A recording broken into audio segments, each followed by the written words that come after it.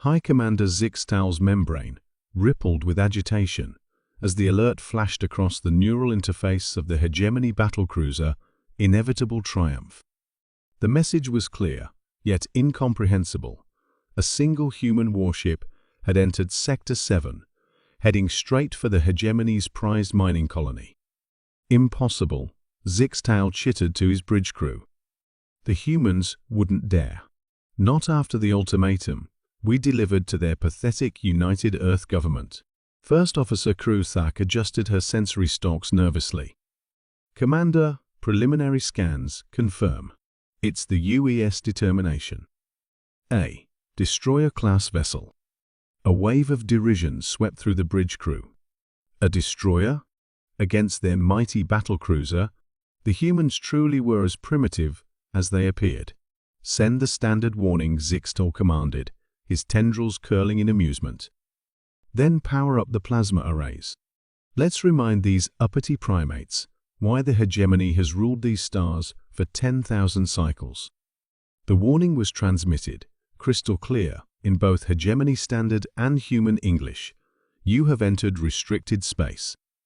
Withdraw immediately or face annihilation. The response came moments later, in the scratchy voice of the human captain. This is Captain Sarah Chen of the UES determination. We're here about those colonists you took. Release them, or we'll be forced to take action. Laughter echoed through the bridge. The humans wanted their illegal miners back, the ones who had dared to stake claims in hegemony space. Target their propulsion systems, Zixtal ordered. Let's disable them and… Sir. Kruzak's voice rose in alarm. The human vessel. It's accelerating on an attack vector. Zixtal's derision turned to confusion as he watched the tactical display.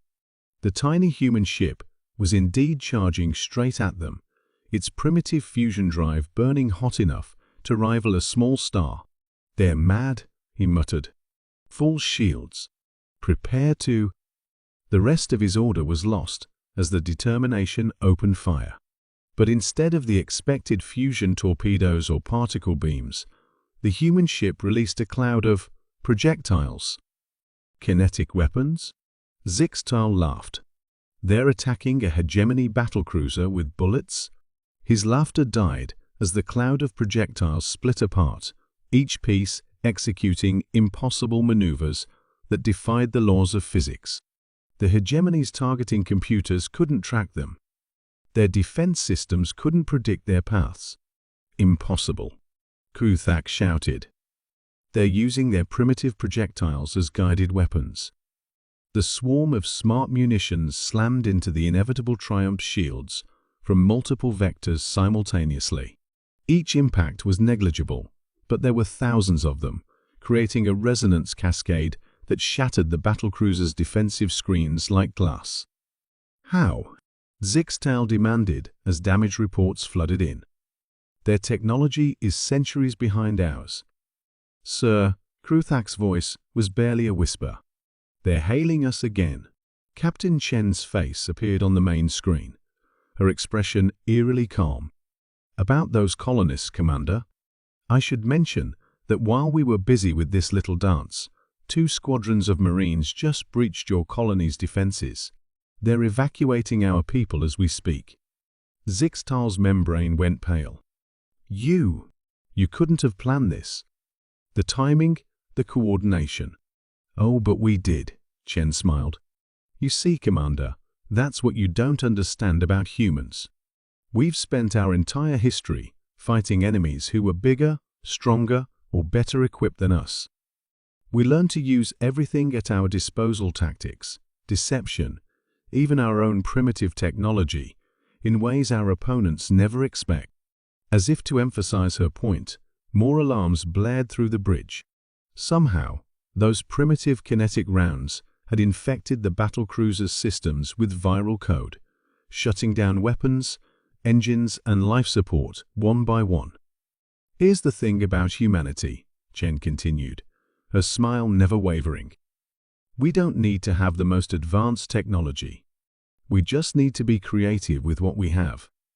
Now, about negotiating the release of those colonists.